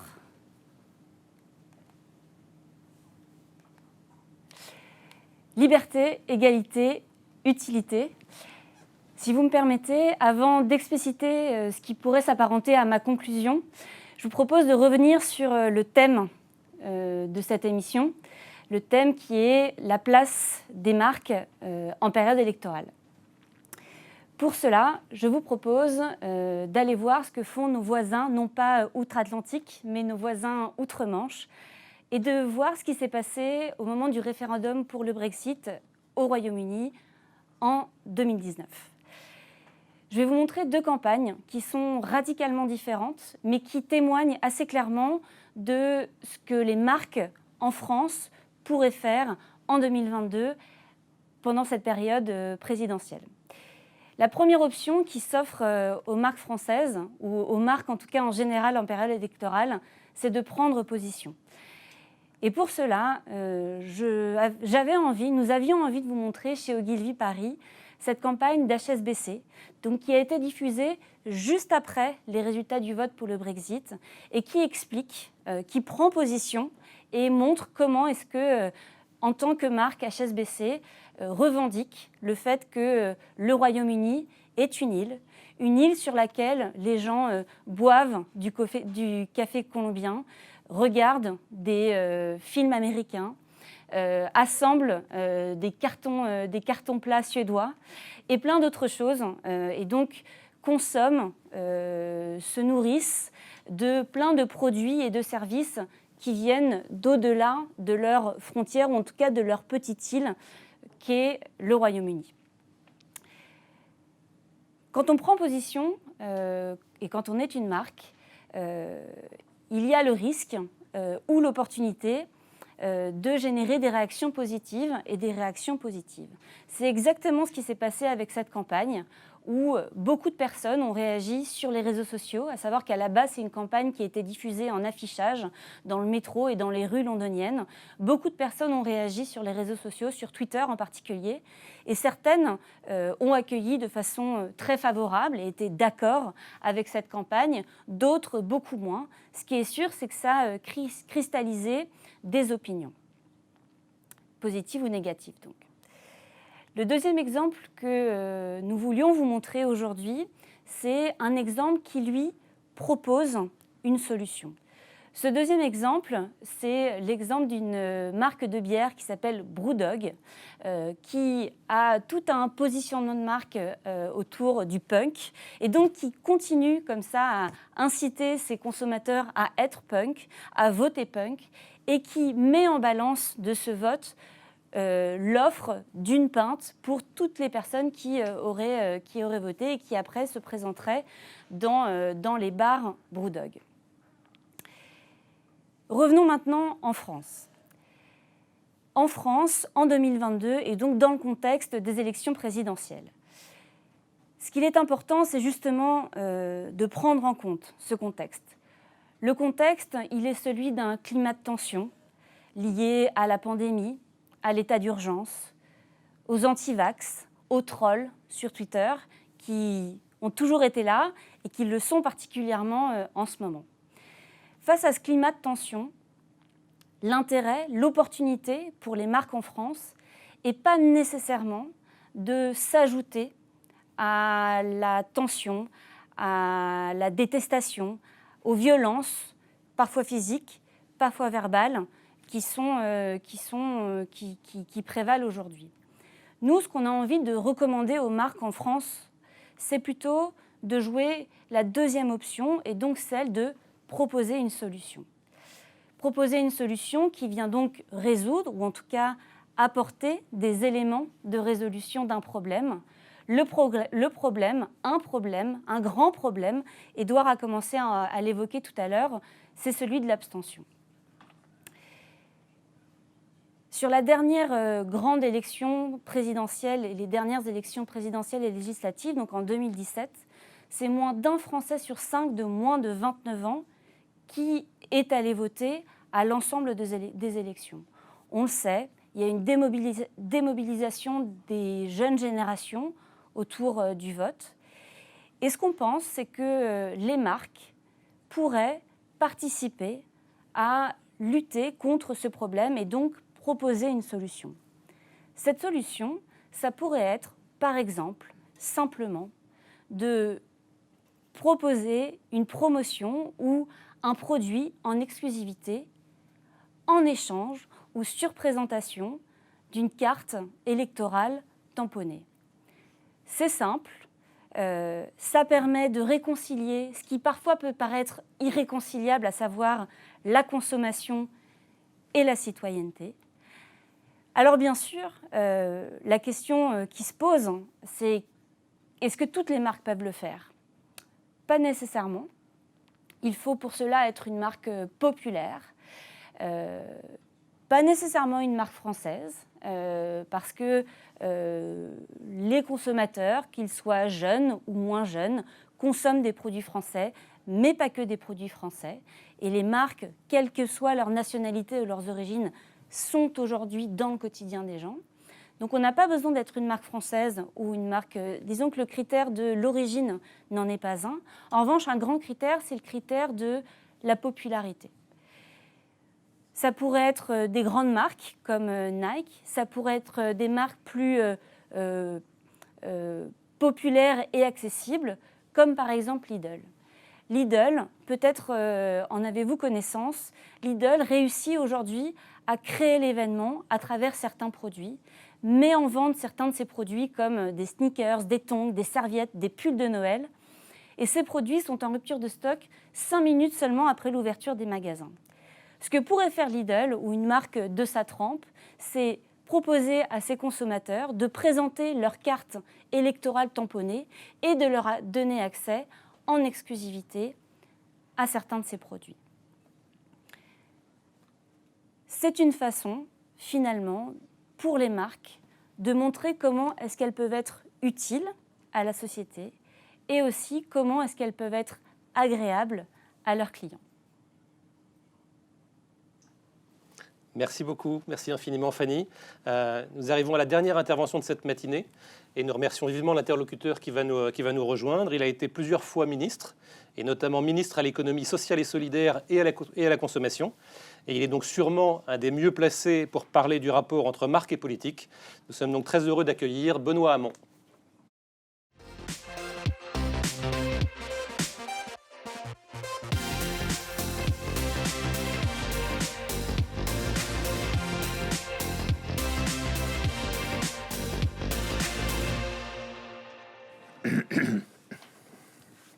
Bonjour de nouveau.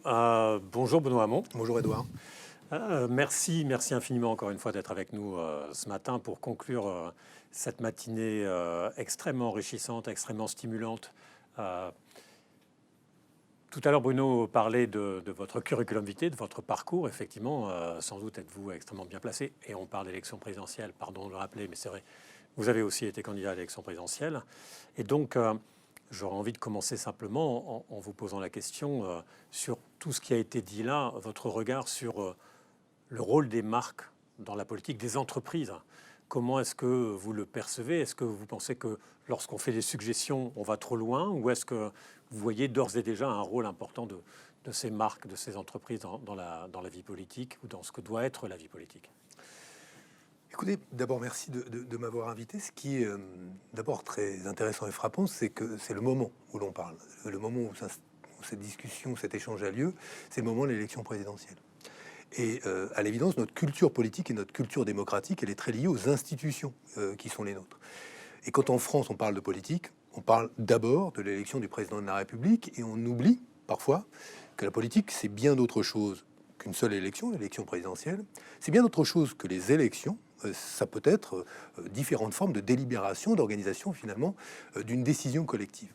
Pourquoi je dis ça? Parce que au fond, quand on réfléchit au rapport des entreprises à la politique, au rapport des marques à la politique, il me semble qu'il faut surtout éviter cette confusion qui résumerait l'interrogation qui serait celle d'un dirigeant d'entreprise, d'un conseil d'administration, qui l'amènera à se dire: est-ce que je dois proposer une attitude à mes clients? Est-ce que je dois proposer une attitude à mes partenaires, à toutes les parties prenantes autour de mon entreprise, une attitude qui serait finalement une indication de vote, qui serait peut-être même pas qu'une indication partisane de vote, qui serait faut-il aller voter? Et la question à laquelle j'ai envie de répondre, moi, c'est que je pense que le terrain sur lequel les entreprises peuvent être légitimes, naturellement ou spontanément, n'est pour moi pas celui de l'intention ou de l'indication de vote.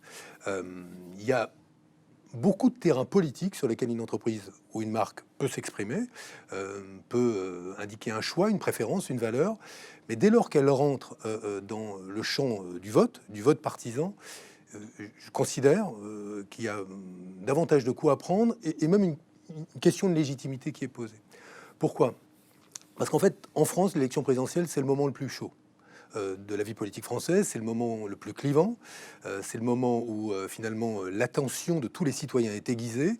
Et il me semble que dans ce moment-là, le fait qu'une marque prenne la parole, qu'une entreprise prenne la parole, l'expose à prendre plus de coups dans un moment en plus à forte décibel, il n'est pas sûr d'être même entendu. Et si l'on est entendu dans ce moment-là, on s'expose à prendre beaucoup de coups. Pourquoi? Parce que la politique est faite dans les deux sens. Vous ouvrez une porte qui est celle de la prise de parole d'une entreprise sur les questions politiques.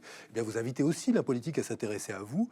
Et c'est pourquoi il me semble qu'il faut élargir la question que vous posez à finalement ce que peut être l'engagement d'une entreprise, pour révéler parfois ou dévoiler un certain nombre des sujets que vous avez évoqués dans votre présentation auparavant, qui sont les sujets de moyen et long terme, sur lesquels une entreprise et une marque peut être légitime, d'abord parce qu'elle a de l'expertise, de la compétence, et qu'elle peut nous aider à révéler une question de santé publique, une question liée à l'usage des technologies numériques, des questions qui sont dans le spectre des préoccupations des Français, pour lesquelles l'expertise d'une entreprise peut être utile, et là où il apparaîtrait parfois incongru qu'un chef d'entreprise ou qu'une entreprise dise voilà ma préférence en termes de valeur, et la conséquence que j'en tire, c'est il faut voter, ou alors il faut voter pour tel ou tel candidat. Alors, vous avez tout à l'heure utilisé l'exemple des États-Unis, qui est toujours intéressant, et on regarde toujours de ce côté-là de l'Atlantique ou de l'autre côté de la Manche pour voir un petit peu ce que les anglo-saxons font. Mais la première nuance, pas qu'une nuance d'ailleurs, mais qu'il faut apporter, c'est que nous n'avons pas la même culture politique qu'eux. D'abord, ce sont des pays à dominante protestante, nous sommes un vieux pays catholique, et nous n'avons ni le même rapport à l'argent, ni le même rapport à la richesse, ni le même rapport à l'économie.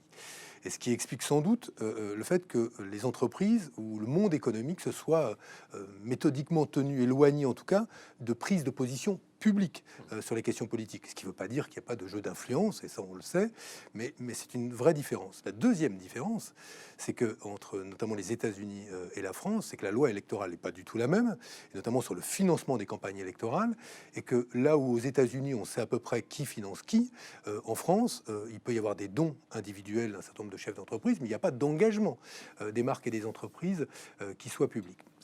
Une fois qu'on a posé ces deux différences, est-ce que pour autant il y aurait une interdiction à ce que les entreprises se saisissent de la question politique? Bon, les choses évoluent indiscutablement depuis 10 ans, au moins dans le rapport des entreprises à l'intérêt général. Il y a beaucoup de littérature littérature à la fois sous la forme de livres, mais sous la forme d'articles, qui documente en fait l'idée que désormais les entreprises auraient une responsabilité sociale, auraient une responsabilité environnementale, et indiscutablement la question climatique est venue percuter la vision qu'on pouvait avoir, très classique, qui était l'époque de Friedman, d'une entreprise dont finalement l'objet ou la responsabilité du manager n'était que d'assurer un bon dividende à la fin de l'année pour l'actionnaire. C'était la fameuse phrase de Friedman dans Capitalisme et Liberté qui disait « Surtout refuser toute autre responsabilité que celle d'enrichir vos actionnaires ». Depuis que la question climatique s'est invitée dans le débat politique, mais plus généralement dans les préoccupations des citoyens à travers la planète, beaucoup d'entreprises ont réfléchi à leurs responsabilités ou leurs externalités environnementales et se saisissent de cette question ou dans leur communication, ou souvent dans l'évolution ou la transformation de leur process. Donc il y a une évolution qui est indiscutable. On parle maintenant d'entreprises vertes, on parle d'entreprises citoyennes, au sens du devoir que l'on a de se préoccuper de son impact social et écologique. Récemment, Pascal Desmurger, le directeur général de la Maïf, écrivait un livre sur l'entreprise politique. Donc on voit qu'il y a une vraie réflexion, et même dans le domaine de la recherche, plusieurs chercheurs parlent de capitalisme conscient, comme s'il fallait greffer une conscience au capitalisme pour qu'il se préoccupe de la prédation des ressources naturelles, de la remise en cause de la biodiversité. Donc cette réflexion existe. Pour autant, ce que je crois fondamentalement, c'est que s'il existe des devoirs et des responsabilités des entreprises sur le plan politique, notamment sur les questions sociales et les questions écologiques, c'est aller trop vite que de considérer que l'entreprise est politique, voire même, comme je l'ai entendu parfois dans le débat, que l'entreprise deviendra entreprise-providence, comme l'État providence auparavant. Pourquoi? D'abord parce que, et c'est un des grands juristes français, grand spécialiste du travail, Alain Supiot, qui a posé ce que sont les différences fondamentales entre une entreprise et un État dès lors que l'entreprise s'intéresse à l'intérêt général. D'abord, on ne choisit pas son intérêt général. Beaucoup d'entreprises, au moment de leur réflexion sur la raison d'être, ou quand elles ont voulu se transformer en entreprise à mission, ont réfléchi à leurs externalités, leurs impacts. Mais l'intérêt général, c'est l'intérêt général. ce sont des buts extrêmement vastes et qui, de la naissance à la mort des individus, vont s'intéresser à leur éducation, à leur protection, à leur identité, bref, à des questions qui sont beaucoup plus larges que ne sont les buts d'une entreprise. Et même si la loi a évolué en France, notamment à travers la loi Pacte, qui fait bouger un code civil vieux de 200 ans et qui dit les buts d'une entreprise, comme c'était inscrit dans l'article 1833, si mes souvenirs sont bons, du Code civil, ne sont pas simplement finalement l'objet de l'entreprise n'est pas de satisfaire ses associés, mais c'est l'intérêt social, et l'intérêt social compris comme tenant compte des externalités environnementales et sociales de l'entreprise. Si cela évolue dans le Code civil, indiscutablement, c'est aller trop vite en besogne que de comparer une entreprise à un État. Pourquoi je dis ça? Parce que il faut poser quand même ce que sont les différences. Une entreprise, elle est souvent monofonctionnelle. Si on parle de PME, TPE, elles n'ont pas différents buts. Elles sont monofonctionnelles, elles sont mortelles. Et ceux qui la constituent, les salariés, ne sont pas un peuple. Un État, il va assurer la permanence de la représentation du peuple d'une génération à une autre. Mais une entreprise, elle constitue une communauté d'individus qui passent dans cette entreprise, mais en sortent. Elle est elle-même mortelle et elle ne peut pas avoir les mêmes responsabilités vis-à-vis de l'intérêt général qu'un État. Pourquoi je pose ça? Alors, c'est pas parce que je pense qu'il faut déresponsabiliser les entreprises, mais que ce serait une faute que d'embarquer les entreprises sur un terrain qui n'est pas le leur, c'est-à-dire celui de l'intérêt général. Ce qui ne les exonère pas de leurs devoirs en matière écologique ou en matière sociale, mais elles ne peuvent pas avoir les mêmes responsabilités qu'un État. Donc, ceci posé, il me semble que aujourd'hui, dans le contexte actuel, les deux terrains sur lesquels les entreprises ou les marques doivent réfléchir et seront amenées à réfléchir sont les suivants. Le premier, c'est évidemment la question du climat et de l'environnement. D'ailleurs, sans attendre l'élection présidentielle qui vient, l'Union européenne s'est dotée d'une taxonomie verte. La taxonomie verte, c'est quoi? C'est une classification des activités économiques de chaque entreprise au regard de l'impact que cela a sur la biodiversité, sur le réchauffement de la planète, sur les émissions de gaz à effet de serre. Donc on a d'ores et déjà une réglementation qui va s'imposer, qui va amener à évaluer ce que sont les performances extra-financières des entreprises pour voir si leurs impacts sont négatifs, si leurs impacts sont neutres ou si leurs impacts sont positifs, notamment par exemple sur la régénérescence de la biodiversité. Donc dans ce domaine-là, il y a une légitimité, plus qu'un devoir, il y a une légitimité des entreprises à s'exprimer, et on peut parfaitement imaginer qu'en dehors d'une élection, j'ai presque envie de dire, si moi j'attends qu'une marque me parle, si demain, comme consommateur d'une marque de la grande distribution, d'une marque de la téléphonie, peu importe, si j'attends qu'elle me parle, c'est moins pour me dire ce qu'il faut que je vote, que pour m'indiquer de quelle manière, sur le moyen et long terme, je peux me projeter avec confiance sur la question écologique, par exemple. J'ai le sentiment que cette marque est partenaire de mes aspirations à ce que mes enfants vivent dans un environnement qui est sain.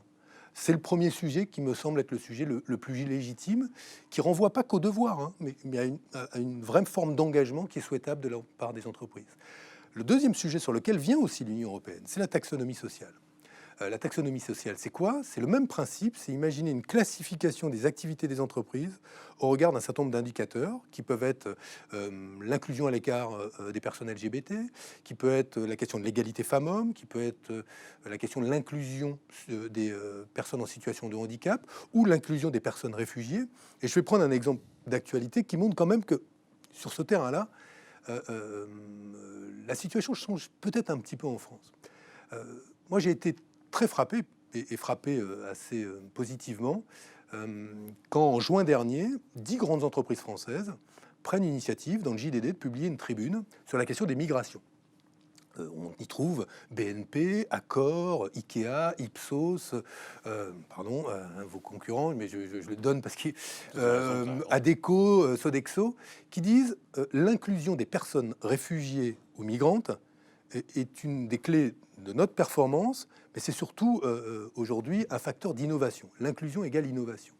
Ces entreprises prennent position sur un des sujets les plus clivants du débat politique français, parce que vous l'avez dit tout à l'heure, il renvoie aux questions démographiques, géographiques, identitaire. Et c'est un sujet sur lequel on peut se dire il y a beaucoup de coups à prendre, tant finalement le débat politique est très cathartique, très paroxystique sur ces questions-là.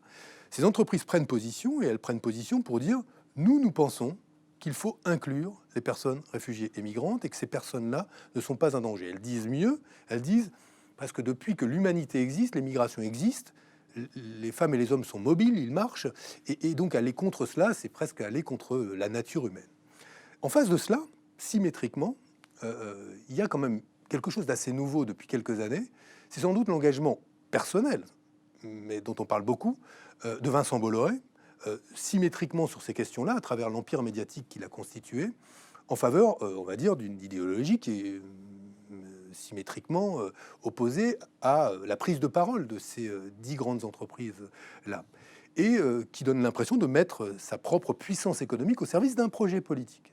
D'ailleurs, c'est intéressant de voir que dans l'actualité, devant une commission d'enquête sénatoriale, il doit se justifier désormais de cela. Et de facto, il rentre dans le débat politique. Et en rentrant dans le débat politique, les questions qui sont posées à son groupe, à son entreprise, deviennent politiques, au-delà même des entreprises médiatiques qu'il dirige, dans toutes les entreprises d'édition, de communication qu'il dirige. Et alors, est-ce que demain, ça va devenir un problème pour le groupe qu'il dirige ou pas? Il répondra sans doute non. Moi, je pense que ce le sera. Et que ce le sera à raison justement des choix qu'il décide de mettre dans le débat public ou de faire savoir ou de faire connaître. Donc, il y a sans doute une évolution aujourd'hui d'un certain nombre de dirigeants d'entreprise dans leur rapport à certaines questions politiques, parfois pour enfoncer le clou ou les blessures, me semble-t-il, pour creuser un sillon qui peut être un sillon qui crée de la discorde, parfois pour mettre un baume là où on pense qu'il faut apaiser la société française. C'est sans doute un fait nouveau. Moi, j'ai pas le souvenir de voir autant finalement de marques ou de chefs d'entreprise associés à des prises de position politiques sur des sujets aussi clivants.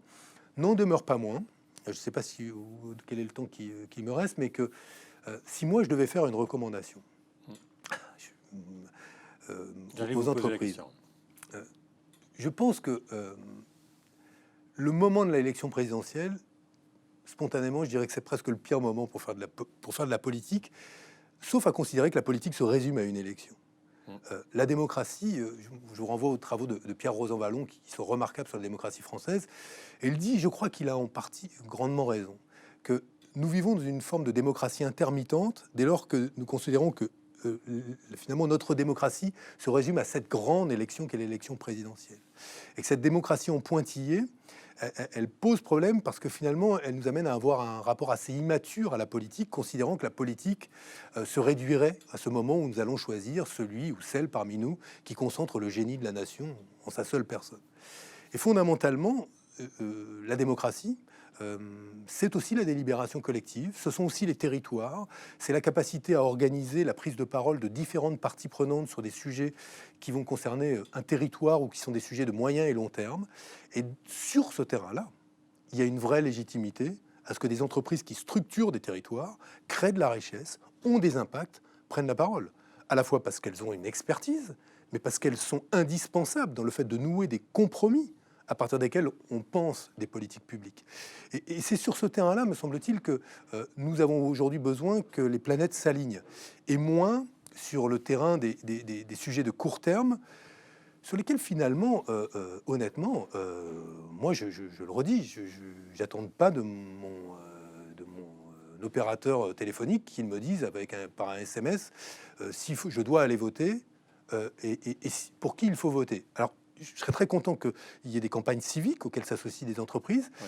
Mais je crois aujourd'hui que là où elles sont les plus fortes et elles seraient les plus légitimes, c'est sur le terrain des grands thèmes de moyen et long terme.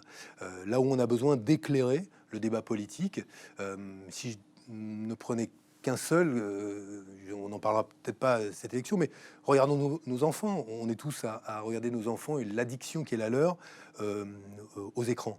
Voilà un beau sujet de santé publique. Voilà un sujet sur lequel on peut demain imaginer des campagnes pour avoir un rapport intelligent à l'image, à l'information. Il y a plein de sujets.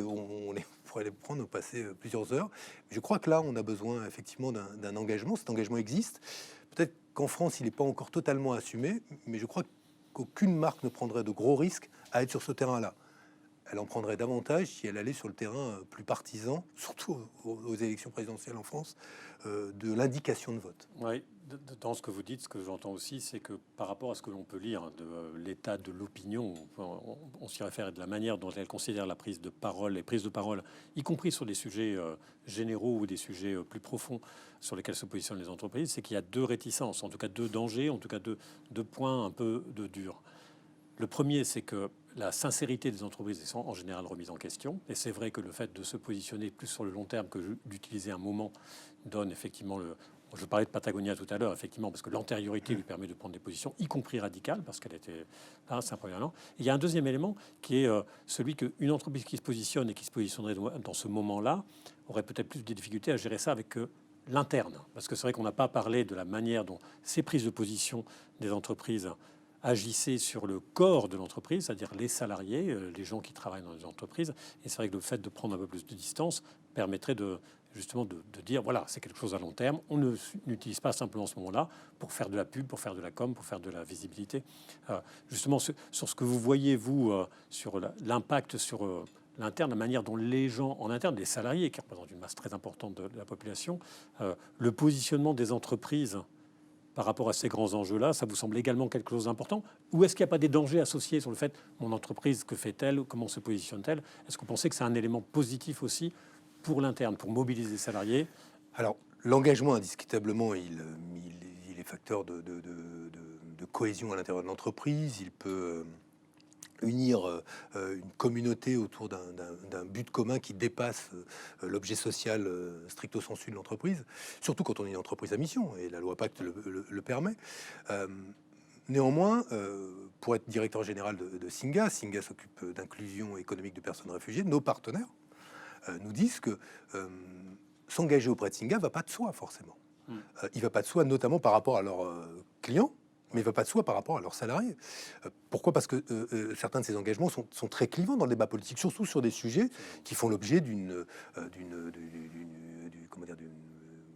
paroles extrêmement clivantes et extrêmement radicales.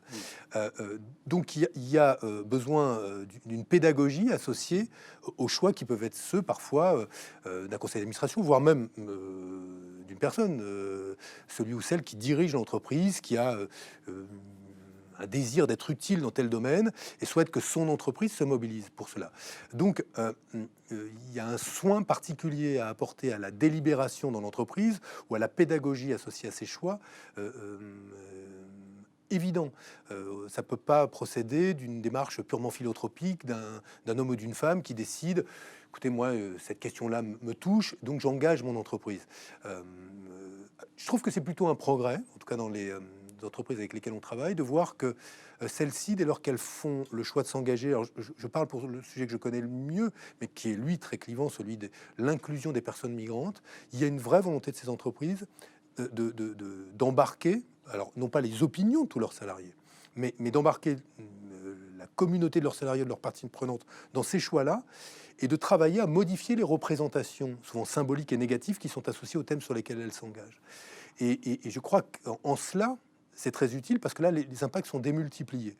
Quand une entreprise fait un choix de s'engager sur une question qui est une question politique et qu'elle décide d'y mettre les moyens pour modifier des représentations associées à ces questions, là, l'impact est un impact beaucoup plus important. Et de ce point de vue, là, oui, elles font de la politique.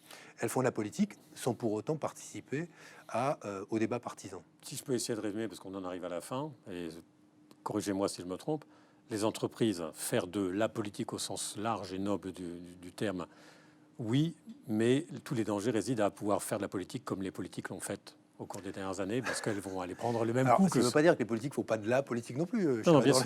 De la vraie, quoi. Non, mais dans la représentation des politiques auprès de la population. Alors, en fait, je pense que beaucoup d'entreprises font déjà de la politique, ou en tout cas sont déjà engagées. Il y a on ne peut pas vivre en suspension dans l'air, indépendamment de ce qui se passe autour de soi, de la vie de ses salariés. Donc, beaucoup d'entreprises, de ce point de vue-là, sont déjà engagées d'une certaine manière. Mais si elles doivent réfléchir à leur impacts, et notamment sur la façon dont, au-delà de leur strict objet social, elles impactent positivement l'écosystème autour d'elles, sur les questions de santé, les questions écologiques, ou c'est la question sociale, sur les questions d'inclusion. Il me semble que il vaut mieux le faire sans que ce soit corrélé à un moment électoral. Me semble, pour l'efficacité du message, et parce que fondamentalement, je crois qu'elles ne sont pas attendues dans ce moment-là. Pour faire simple, je ne crois pas qu'il y ait beaucoup de citoyens qui aient besoin de l'avis de du patron de leur grande surface pour savoir ce qu'ils vont voter, ou du chef d'entreprise, de leur coiffeur, ou peut-être. Mais ce que je veux dire, c'est que voilà, je pense qu'il faut décorréler les deux, et que c'est intéressant d'en parler au moment de l'élection présidentielle. Bien Parce sûr. que, comme vous l'avez dit, et vous avez raison de le faire aujourd'hui, dans l'élection présidentielle, il y a des sujets de court terme qui parfois obstruent et saturent la vision qu'on a des enjeux d'une élection, mais il y a derrière tous les enjeux de moyen et long terme, et c'est quand même l'occasion d'en parler comme nous le faisons aujourd'hui. Merci beaucoup. Je pense qu'on est arrivé au terme de cette passionnante session d'1h30 avec tous nos amis, tous les intervenants. Merci beaucoup, Benoît Hamon. Merci On de va voir le laisser la cerf. place à Mathieu qui va conclure. Merci à vous et merci de nous avoir suivis. Mathieu, je crois que tu fais la conclusion.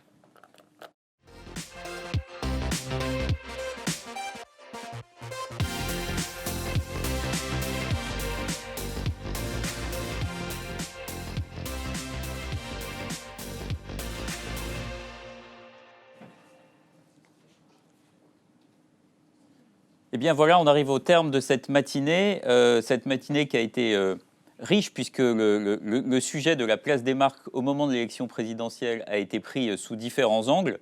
Je tente une synthèse, conclusion, évidemment sous mon regard, mais que j'espère le plus fidèle à ce qui s'est dit. D'abord, il y a un thème qui a été abordé, qui je pense est intéressant et qu'on n'entend pas toujours, qui est celui de la fatigue des citoyens, des Français, au regard de ce qui s'est passé. Et là, il y a peut-être quelque chose aussi pour les marques sur lesquelles elles peuvent s'appuyer, c'est le besoin de redynamiser. Et peut-être que même sans posture politique des marques, il y a un moment où il faut savoir aussi aider les Français à repartir, à rebondir.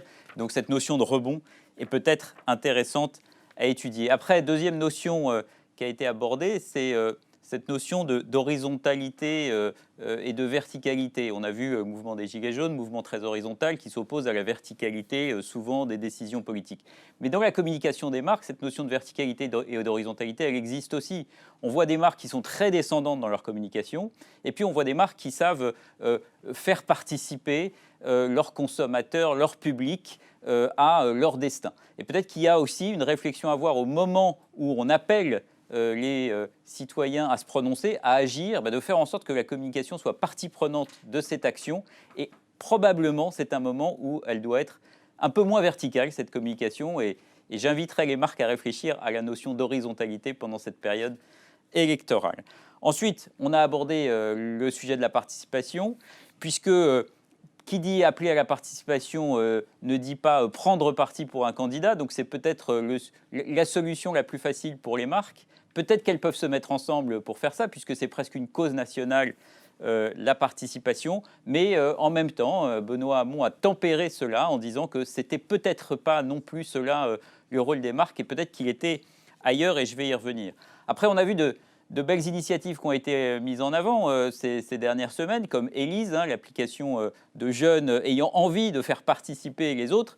Là, typiquement, Élise, beaucoup d'entreprises, je pense, se sont dit mais pourquoi on n'a pas pensé à faire ça, et pourquoi on n'a pas fait le Tinder de la politique, le Tinder des programmes électoraux, pourquoi pas nous? Eh bien oui, on laisse passer comme ça des opportunités. Il y a encore temps de réfléchir à tout ça pour les marques, la campagne n'est pas finie. Ensuite, on a parlé d'investissement média et d'échange de valeurs, d'échange de confiance finalement, puisqu'on a vu que finalement beaucoup de médias, alors pas les médias, beaucoup moins les médias sociaux, mais beaucoup plus de médias établis, je dirais historiques, sont des lieux de confiance pour l'opinion et pour les citoyens. Et les marques sont également les entreprises sont aussi considérées comme des relais de confiance. L'entreprise, l'entreprise à laquelle j'achète des produits, souvent est considérée comme digne de confiance dans les enquêtes d'opinion. Et donc cet échange de valeurs, ce contexte éditorial doit interroger sur le fait, peut-être dans cette période éditoriale, d'être encore plus présente dans les médias historiques pour avoir cette notion non seulement d'échange de confiance, mais aussi de soutien finalement à ce qui fait l'écosystème, je dirais, de la démocratie, c'est-à-dire la puissance, la capacité des médias à exister tout simplement. Et puis enfin, on a parlé d'apaisement, mais on a surtout parlé d'être là, et c'était, je crois, sans le déformer, le propos de Benoît Hamon, là où les marques sont intéressantes, là où elles peuvent être réellement utiles. Et peut-être qu'il faut distinguer la période électorale, qui est une période finalement qui est un extrait de démocratie, mais qui n'est pas finalement le cœur de la... C'est un moment, mais la démocratie s'exprime en continu. Et finalement, pourquoi se focaliser uniquement sur ce moment ? Les marques devraient être sans doute partenaires des aspirations des citoyens dans la durée, au regard de ce qui fait réellement leur utilité, leur prisme ou leur vocation. Et dans ce contexte de démocratie non intermittente, de démocratie continue, je ne fais que citer ce que Benoît Hamon nous a dit, une prise de parole sur des thèmes qui sont plutôt de l'ordre du moyen terme ou du long terme que du court terme, sont intéressants pour les marques si elles veulent s'inscrire dans des vrais changements et dans des vraies évolutions de la société. On a par exemple évoqué la prise de parole des marques sur la création de valeur dans les territoires, et ça, je crois que beaucoup de marques peuvent se retrouver dans cette dynamique. Voilà, donc je conclurai sur un point qui est, on est dans un moment électoral, il y a des choses à faire, les entreprises, les marques ne peuvent pas être absentes, mais la vie démocratique, c'est du long terme, et il faut être partie prenante sur le long terme sur ces questions fondamentales. Voilà. Je vous remercie beaucoup pour votre participation. C'était une magnifique matinée. Je remercie infiniment nos intervenants et à très bientôt pour de prochains épisodes sur ces thématiques. Merci.